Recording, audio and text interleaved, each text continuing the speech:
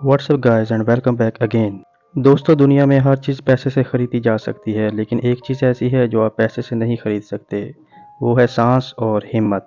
एक आदमी जो कहीं अंधेरे में बैठकर हमें बता रहा है कि उसने 20 साल पहले कुछ ऐसे दिनों को जिया है जिसके बारे में लोग उससे आकर पूछते हैं कि वो और उसके साथी ज़िंदा कैसे बच गए, लेकिन वो किसी को कुछ भी नहीं बता पाता। उसका सिर्फ यही कहना था कि वो हमेशा से एक डिप्रेशन का शिकार रहा है, लेकिन उन दिनों इसको वाकई यकीन हो गया कि इस दुनिया को ऊपर बैठा कोई चला रहा है, जो हमारा करता धरता और हमारा खुदा है। कहानी 20 साल पीछे जाती है और आज दिन है 15 अक्टूबर 1972। हम एक कॉलेज की टीम को देखते हैं जिनकी रग्बी की टीम है और वो अपना अगला मैच खेलने के लिए चिली की तरफ जा रहे हैं। उनकी फ्लाइट ऊंचे पहाड़ों के ऊपर से होते हुए अपनी मंजिल की तरफ जा रही है। सब कुछ ठीक जा रहा होता है कि अचानक इनका बैलेंस खराब होने लगता है। जहाज में झटकों को महसूस किया जाता है, लेकिन पायलट उनसे कहता है कि घबराइए मत, मामूली से झटके हैं। लेकिन इनको खबर नहीं थी कि इनका प्लेन बर्फीले तूफान में फंस चुका है। कुछ देर के बाद झटके तेज होने लग जाते हैं और जिसका डर था फिर वही होता है। फिर जहाज तेजी से नीचे की तरफ आने लगता है क्योंकि इसके दोनों इंजन फेल हो चुके थे। फिर पायलट के पलक झपकते ही जहाज एक पहाड़ से टकरा जाता है और उसकी टेल उससे अलहदा हो जाती है और प्लेन के पिछले हिस्से में जितने भी लोग थे उनके सामान के साथ साथ वो लोग भी नीचे गिर जाते हैं और मौके पर ही उनकी मौत वाक़ई हो जाती है। लेकिन आगे वाले लोग अभी भी जिंदा थे और प्लेन जब आगे पहाड़ से जाकर दोबारा टकराता है तो उनको और ज्यादा चोटें आती हैं। इस बार प्लेन पूरी तरह से सिमट चुका था और प्लेन में जितनी भी सीट्स और सामान थे सब आगे आ जाती हैं और उनको बहुत सारा चोटें आती हैं। कुछ लोग तो बहुत ज़्यादा ज़ख्मी होते हैं और जब उनको होश आता है तो वो देखते हैं कि उनके इर्द गिर्द हर चीज़ बर्बाद हो चुकी है। उनके जिस्म के अंदर बहने वाला खून भी जम रहा था और कुछ लोग ठंड की वजह से मर रहे थे। इनमें से कुछ लोग बाहर जाते हैं और देखते हैं कि प्लेन का एक पायलट अभी तक जिंदा है। एंटीनो और कैनिसाक नाम के दो लड़के पायलट के पास जाते हैं और फौरन उससे पूछते हैं कि रेडियो को कैसे ऑन करना है, लेकिन कोई फायदा नहीं, रेडियो तो जा चुका था। इनको ऐसे ही किसी रेस्क्यू प्लेन के आने का इंतजार करना होगा और कुछ देर के बाद वो पायलट भी अपना दम तोड़ देता है। कुछ और पैसेंजर्स भी मारे जाते हैं, यानी जो पैसेंजर्स बच चुके हैं उनको अपना ख्याल खुद ही रखना होगा। कुछ ही देर बाद अंधेरा होने वाला है और ऐसे में ठंड और भी बढ़ जाएगी। इतने में कैंसा आकर बताता है कि जितनी भी सीट्स बची हुई हैं उनके कवर को हमें निकाल लेना चाहिए ताकि रात में हम ठंड से बच सकें। लेकिन जब रात आती है तो इनको पता चलता है कि जितना इन्होंने सोचा था ठंड उससे कहीं ज्यादा है और उस ठंड को कुछ लोग तो बर्दाश्त भी नहीं कर पाते और जो पैसेंजर्स ज्यादा जख्मी थे उनका खून जम जाता है और वो मर जाते हैं। जितने भी जिंदा बचे थे जैसे तैसे करके वो रात गुजार ही लेते हैं। सुबह कैनस एक कैबिन क्रू के पास जाता है जो कि इकलौता जहाज में से वही बचा हुआ था। वो इतना डरा हुआ था कि वो किसी की सुन ही नहीं रहा था। कैनिसा उसको समझाता है और पूछता है कि क्या प्लेन में कोई फ्लेयर है जिसकी वजह से हम एक सिग्नल भेज सकें, लेकिन वो कहता है कि प्लेन में ऐसी कोई चीज़ नहीं है। ये सुनकर वो बहुत उदास हो जाते हैं कि इनको कुछ दिन और कुछ रातें ऐसे ही काटनी पड़ेंगी। धीरे धीरे लोग कम होते जा रहे थे क्योंकि हर कोई -20 डिग्री सेंटीग्रेड को बर्दाश्त नहीं कर पा रहा था। फिर केबिन क्रू का मेंबर उनको बताता है कि अगर हमें किसी को सिग्नल देना है तो वो सिर्फ रेडियो के थ्रू ही दे सकते हैं, लेकिन रेडियो पहले ही कहीं खो चुका है जो कि प्लेन की टेल में था। अगर हम उसको ढूंढने में कामयाब हो गए तो हमारा काम बन सकता है। फिर कैंसिया कहता है कि ये मुमकिन नहीं है क्योंकि हमें पता ही नहीं कि टेल कहाँ पर गिरी है। अगर हम बाहर उसको ढूंढने के लिए जाएंगे तो हम भी ठंड से मारे जाएंगे। अब 5 दिन गुजरने के बाद जितने भी मरे हुए लोगों की लाशें थी इनको वो प्लेन से बाहर लाते हैं और उनको दफना देते हैं क्योंकि उनसे अब बदबू आना शुरू हो चुकी थी। वहां पर खड़े हुए लोगों को यकीन था कि कोई ना कोई उनको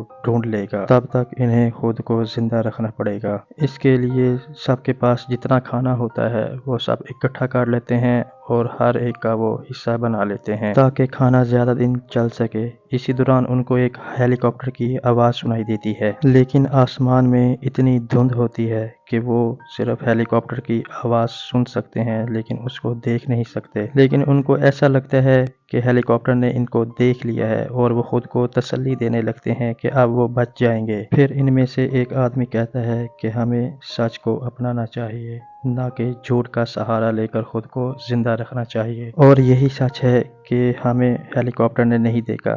پھر سب نا امید ہو کر سو جاتے ہیں اور اسی طرح ایک اور مشکل رات گزر جاتی ہے۔ یہاں پر بچے ہوئے جتنے بھی سروائیور ہیں ان کو کوئی اندازہ نہیں کہ انہیں اور کتنے دن یہاں پر رہنا پڑے گا۔ ان سب کو یہی لگ رہا ہے کہ ان کو کوئی نہ کوئی بچانے کے لیے آ جائے گا۔ چلو اچھا ہے کہ کوئی نہ کوئی امید ان کو زندہ رکھے ہوئے ہے۔ پھر اگلے دن کچھ لوگ سٹیل کو بینڈ کرتے ہیں اور اس پر برف رکھ کر پگھلانے کی کوشش کرتے ہیں تاکہ پینے کا پانی کا کوئی بندوبست کر سکیں، اور وہیں پر کچھ لوگ دور بیٹھے سموکنگ کر رہے تھے۔ ان سب کو یقین تھا کہ کوئی نہ کوئی ریسکیو ٹیم ان کو ریسکیو کر لے گی۔ ریسکیو ٹیم بھی بار بار اس ایریا کو سرچ کر رہی تھی لیکن وہ ان کو کہیں نظر نہیں آ رہے تھے۔ اسی دوران پلین میں ایک نندو نام کا پیسنجر کوما سے جاگتا ہے اور اس کو بتایا جاتا ہے کہ ان لوگوں کا پلین کریش ہو چکا ہے اور تم بچ گئے ہو۔ سب سے پہلے وہ اپنی ماں کے بارے میں پوچھتا ہے، اس کو بتایا جاتا ہے کہ وہ مر چکی ہے۔ وہ رونا شروع کر دیتا ہے لیکن اس کو یہ بھی بتایا جاتا ہے کہ تمہاری بہن زندہ بچ گئی ہے جو کہ بہت زیادہ زخمی ہے اور اس کو تمہاری بہت سخت ضرورت ہے۔ اسی حالت میں نندو بھاگتے ہوئے اپنی بہن کے پاس جاتا ہے اور اپنی بہن سے کہتا ہے کہ بہن ڈرنا مت، خدا ہمارے ساتھ ہے، اب تو میں بھی تمہارے پاس آ گیا ہوں، اب ہم سب بچ جائیں گے۔ دوستو، یہاں پر جتنے بھی لوگ ہیں سب بس اسی امید میں ہیں کہ کوئی ان کو بچانے کے لیے آ جائے۔ ان لوگوں کو ٹیل کو خود جا کر ڈھونڈنا ہوگا تاکہ وہ کہیں سگنل بھیج سکیں۔ اب رات ہوتی ہے اور سب ایک دوسرے سے چپک کر سو جاتے ہیں۔ اب نندو پوری رات اپنی بہن کی دیکھ بھال کرتا ہے۔ ان سب کو کیا پتا تھا کہ یہ سفر ان کے لیے اتنا خطرناک ثابت ہوگا۔ اب صبح ہوتے ہی یہ سب لوگ پھر سے باہر جا کر بیٹھ جاتے ہیں کیونکہ اب اس کے علاوہ ان کے پاس اور کوئی کام نہ تھا۔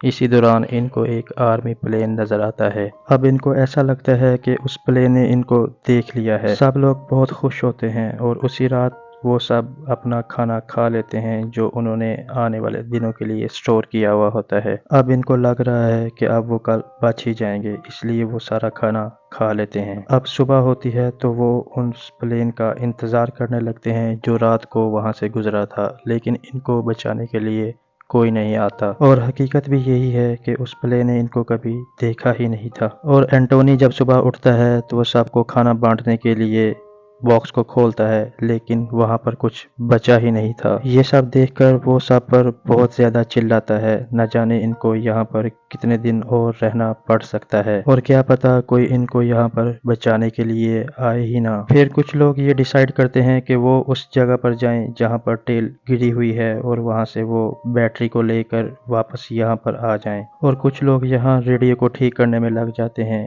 لیکن یہ سفر اتنا آسان نہیں ہے اور جو لوگ وہاں جانے والے ہیں ان کے لیے بہت مشکل ہونے والی ہے۔ ان میں سے ایک آدمی تو کھائی میں گرتے گرتے بچتا ہے کیونکہ وہاں کی برف بہت زیادہ نرم ہے، وہ برف کسی بھی وقت ٹوٹ جاتی ہے۔ اس سچویشن میں آگے بڑھنا بہت خطرناک ہے، اس لیے یہ لوگ فیصلہ کرتے ہیں کہ یہ سب لوگ واپس چلے جائیں گے اور پھر وہ واپس پلین کے پاس آ جاتے ہیں۔ سبھی بہت نا امید تھے کیونکہ ان کے پاس کوئی اور آپشن بھی نہ تھا۔ پھر اس رات نندو کی بہن بھی دم توڑ دیتی ہے اور نندو سب سے کہتا ہے کہ آج کی رات میں اپنی بہن کے ساتھ سونا چاہتا ہوں۔ ایک طرف اس نے اپنی ماں کو کھو دیا اور دوسری طرف اب اپنی بہن کو۔ وہ پوری طرح سے ٹوٹ چکا ہے۔ وہ سب سے کہتا ہے کہ کل ہم اس کو دفنا دیں گے، آج مجھے اس کے ساتھ رہنا ہے۔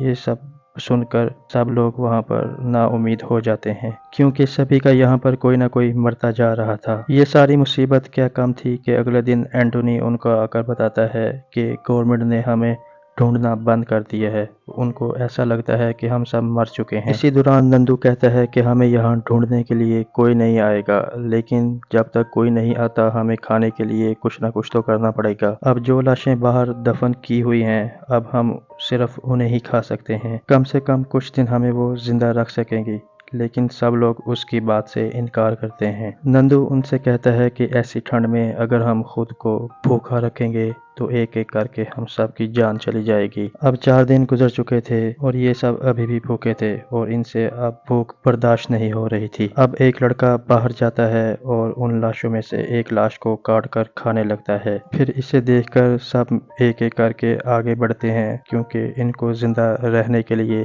ये करना ही पड़ता है। सब लोग बहुत ही भूखे थे, बाहर जाते हैं और उन लाशों को खाना शुरू कर देते हैं। ये देखकर नंदू को बहुत ही बुरा लगता है, क्योंकि उन लाशों में 2 लोग उनके अपने ही थे, लेकिन वो कुछ नहीं कर सकता। अब कुछ खाने के बाद इनके अंदर थोड़ी बहुत ताकत आ जाती है। फिर इनमें से 3 लोग अगले दिन फिर निकल जाते हैं प्लेन की टेल ढूंढने के लिए, लेकिन वो कहाँ है ये तीनों में से किसी को भी नहीं पता। इसी तरह तीनों एक ही रास्ते पर चलते रहते हैं और इनका पूरा एक दिन गुजर जाता है। अगले दिन जब एक आदमी मांस को काट रहा होता है तो वो कहता है कि उन्हें नहीं लगता कि वो सब लोग बच पाएंगे, क्योंकि उन्होंने बहुत ही कम कपड़े पहने हुए हैं। फिर वो उन तीनों आदमियों को देखते हैं जो रात को एक पहाड़ के सहारे बैठ गए थे ताकि वो कुछ देर सो सकें, लेकिन सुबह होते ही उनके ऊपर बर्फ की एक मोटी तह जम चुकी होती है। लेकिन शुक्र है कि वो लोग अभी तक जिंदा थे।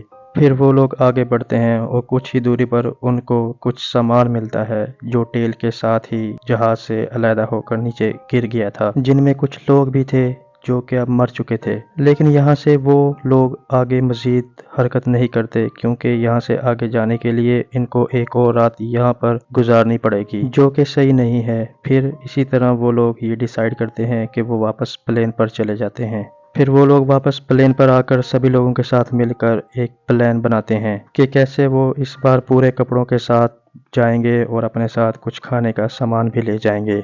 ऐसा करने पर वो लोग कुछ ज़्यादा दिन वहाँ पर गुजार सकेंगे। ये सभी लोग एक साथ सो रहे थे खुद को गर्म रखने के लिए। ये लोग अपने बचे हुए सामान को जला देते हैं और जब ये सामान भी ख़त्म हो जाता है तो वो लोग ज़िंदा रहने के लिए अपने पैसे भी जलाना शुरू कर देते हैं। तभी इन लोगों को महसूस होता है कि अगर दुनिया में कोई सबसे कीमती चीज़ है वो इनकी जान है। इसी दौरान वहाँ पर कैलेटोस नाम का आदमी इनसे कहता है कि हमारा साथ हमारा खुदा दे रहा है, तभी अभी तक उसने हमें जिंदा रखा हुआ है। सभी उसकी बात से एग्री करते हैं और इसी दौरान उस रात एक बहुत ज़्यादा शिद्दत वाला बर्फीला तूफान आ जाता है और उनके प्लेन के ऊपर आ गिरता है, जिसकी बहुत सारी तह प्लेन के अंदर आ जाती है। सभी लोग दब जाते हैं और उनको सांस लेने में भी दिक्कत होने लगती है, जिसकी वजह से कई लोग मारे जाते हैं। अगले दिन वो लोग बाहर निकलने की कोशिश करते हैं और क्या देखते हैं कि वो तूफान अभी भी चल रहा है और इनको कुछ देर और अंदर रहना होगा। और फिर जब कुछ देर के बाद वो बाहर जाते हैं तो उनको बाहर कैलेटोस नामी शख्स बैठा हुआ नजर आता है कि ऊपर वाला हमारा साथ दे रहा है, इसीलिए हम अभी तक जिंदा हैं और देखो सूरज भी निकल आया है। दोस्तों, कैलेटोस वही शख्स है जिसको हमने कहानी के शुरू में देखा था, जो हमें अपनी कहानी के बारे में बता रहा है। इसी दौरान 8 लोग और मर जाते हैं। फिर वो लोग ये डिसाइड करते हैं कि उनको किसी न किसी तरह से टेल के पास जाना होगा। दोस्तों, इन सब को यहाँ 50 से भी ज्यादा दिन हो चुके हैं यहाँ पर फंसे हुए। तब से ये लोग बर्फ को पिघलाकर उसी का पानी पी रहे हैं और खाने में उन लाशों के मांस को खा रहे हैं। यहाँ पर इन सब के लिए एक खुशखबरी होती है कि विंटर का मौसम खत्म होने वाला है, यानी कि दिन लंबा होगा और ये एक लंबा सफर तय कर सकेंगे। अब फिर से 3 लोग निकल जाते हैं टेल को ढूंढने के लिए, लेकिन इस बार इन्हें बोला जाता है कि अगर तुम्हें टेल का हिस्सा ना मिले तो लौट कर मत आना, आगे निकल जाना, क्या पता आगे जाकर कोई मदद मिल जाए। और ये तीनों आगे बढ़ते रहते हैं। इनकी किस्मत अच्छी होती है कि इनको वो टेल मिल जाती है। ये तीनों लोग गलत सिमत में जा रहे थे, लेकिन वही सिमत इनके लिए ठीक सिमत थी। अब ये तीनों लोग उस बैटरी को बाहर निकालते हैं, लेकिन वो बैटरी बहुत भारी थी, ये उनको अपने साथ नहीं ले जा सकते थे। इसलिए नंदू अकेला जाता है और उस आदमी को अपने साथ लाने की कोशिश करता है जो वायर ठीक कर सकता था, लेकिन उससे भी कुछ नहीं होता और ऐसे करते करते रात हो जाती है और इस तरह वो तीनों टेल के अंदर ही बैठ जाते हैं और रात गुजारने लगते हैं। फिर नंदू कहता है कि हमें वापस जाना चाहिए, क्योंकि फिर से बर्फानी तूफान आने वाला है, अगर हम आगे गए तो तीनों मारे जाएंगे। लेकिन साथ वाला बंदा कहता है कि हमें वापस नहीं जाना चाहिए, लेकिन उनमें से 2 लोग नंदू की बात से राजी थे। फिर वो लोग आगे बढ़ते हैं, लेकिन रास्ते में इनको बहुत सी मुश्किलात का सामना करना पड़ता है। और फिर वो लोग आगे बढ़ते हैं और इनको बहुत ज्यादा ठंड लग रही होती है। सब लोग नंदू पर बहुत ज्यादा चिल्लाते हैं कि ये उसी का आइडिया था لیکن وہ پھر بھی آگے بڑھتے رہتے ہیں۔ اب یہ لوگ باہر آ ہی گئے ہیں، اس لیے ان کو اب آگے جانا ہی ہوگا۔ بڑی دیر بعد فائنلی یہ اسی جگہ پر پہنچ ہی جاتے ہیں۔ یہاں پر سبھی لوگ برف سے ڈھکے ہوئے تھے تو فوراً انہیں گرم کیا جاتا ہے۔ اگلے دن ہم نندو کو دیکھتے ہیں کہ وہ کوئی سلیپنگ بیگ بنا رہا تھا، کیونکہ اس کا ماننا تھا کہ یہاں پر ہاتھ رکھ کر بیٹھے رہنے سے کچھ نہیں ہوگا۔ ان کو 60 دن سے زیادہ یہاں پر ہو چکے ہیں، اب ان کو خود چل کر کہیں نہ کہیں جانا ہوگا اور خود کے لیے مدد ڈھونڈنی ہوگی۔ کچھ دیر کے بعد کینیسا اور اینٹونیا نندو کے پاس آتے ہیں اور یہ فیصلہ کرتے ہیں کہ یہ لوگ آگے جائیں گے۔ جب یہ لوگ جانے والے ہوتے ہیں تو ان کے پاس کیلاٹوس آتا ہے، جو ان کو بتاتا ہے کہ کل رات اس نے ایک سپنا دیکھا ہے جس میں تم لوگوں کو ایک ہریالی والی جگہ مل گئی ہے اور تم لوگ بچ گئے ہو۔ تم سب کا ساتھ اوپر والا ضرور دے گا اور کوشش کرنے والوں کی کبھی ہار نہیں ہوتی۔ اور یہ لوگ اپنے انجان سفر کی طرف نکل جاتے ہیں۔ کچھ دیر چلنے کے بعد یہ ایک اونچی پہاڑی پر پہنچتے ہیں جہاں سے نندو کو 50 میل دور کچھ دکھائی دیتا ہے۔ وہ سبھی سے کہتا ہے کہ اس کو لگتا ہے کہ وہاں پر کوئی پیڑ ہوں گے، لیکن اینٹونیو وہاں گر جاتا ہے اور کہتا ہے یہ ناممکن ہے، 50 میل چلنے سے پہلے ہی ہم بھوک اور ٹھنڈ سے مر جائیں گے۔ لیکن نندو کہتا ہے کہ ہم نے 60 دن ایک پلین میں لاشوں کو کھا کر گزار دیا، تو پھر یہ 50 میل کیا چیز ہے؟ میں زندہ رہنے کے لیے کچھ بھی کر سکتا ہوں، کیونکہ اس دنیا میں سب سے قیمتی چیز ہے انسانی زندگی۔ لیکن اینٹونیو جانے کو راضی نہیں تھا۔ یہ لوگ اس کو واپس بھیج دیتے ہیں اور پھر یہ دونوں اکیلے اس راشن کو لے کر آگے بڑھنا شروع کر دیتے ہیں۔ ان کو صرف اندازہ تھا کہ آگے کچھ نہ کچھ ضرور ملے گا، کیونکہ آگ کو جلانے کے لیے ایک چھوٹی سی چنگاری ہی کافی ہوتی ہے، اور یہاں انہیں صرف یہی امید آگے بڑھنے میں ہمت اور حوصلہ دے رہی تھی۔ اب 12 دن تک یہ لوگ اسی طرح چلتے رہتے ہیں۔ ان کے پاس کھانا بھی ختم ہو چکا تھا اور ایک رات اپنی امید توڑ کر یہ دونوں وہیں لیٹ جاتے ہیں، اور اگلی صبح جب ان کی آنکھ کھلتی ہے تو ان کے سامنے ہریالی ہی ہریالی تھی اور بہت سارے پیڑ تھے جو ان کو رات کو دکھائی نہیں دیا تھا۔ آگے بڑھنا صرف نندو کی ہی ضد تھی جو اب 16 لوگوں کی زندگی بچانے میں مدد دے گی۔ پھر ہم پلین میں بچے ہوئے لوگوں کو دیکھتے ہیں جو صرف اسی امید میں ہیں کہ کاش کوئی چمتکار ہو جائے۔ وہ کہتے ہیں نا دوستو کہ جب اوپر والے کی لاٹھی پڑتی ہے تو اس میں کوئی آواز نہیں ہوتی۔ اسی دوران ان کو آسمان میں 2 ہیلی کاپٹرز کی آواز سنائی دیتی ہے۔ پھر وہ سب لوگ باہر نکلتے ہیں اور دیکھتے ہیں کہ اس میں نندو بیٹھا ہوا ہے۔ اس نے وہ کر دکھایا جو کسی نے سوچا بھی نہیں ہوا تھا۔ سب لوگ اسے دیکھ کر بہت خوش تھے اور یہ خوشی الفاظ میں بیان نہیں کی جا سکتی۔ وہ ایک دوسرے کو گلے لگانا شروع کر دیتے ہیں اور اوپر والے کا شکریہ ادا کرتے ہیں کہ وہ سب لوگ بچ نکلے۔ لاسٹ میں ہم کیلاٹوس کو دیکھتے ہیں جو اس کہانی کو سنا رہا ہے۔ وہ کہتا ہے کہ ہم نے جانے سے پہلے مرے ہوئے لوگوں کو ایک پہاڑ کے نیچے دفنا دیا اور اس پہاڑ پر ان کی یاد میں ایک کراس بنا دیا۔ دوستو اس حادثے میں ہمیں بتایا جاتا ہے کہ اس حادثے میں 29 لوگوں نے اپنی جان سے ہاتھ کھو دیا اور 16 لوگوں کی جان بچ گئی۔ دوستو یہ کہانی انہی 29 اور 16 لوگوں پر مشتمل ہے جنہوں نے اپنی جان گنوا دی اور جنہوں نے اپنی جان بچا لی۔ دوستو یہیں پر اس کہانی کا اختتام ہوتا ہے۔ امید ہے یہ آپ کو بہت پسند آئی ہوگی۔ مزید ویڈیوز کو دیکھنے کے لیے اس چینل کو لائک اور سبسکرائب ضرور کیجیے گا۔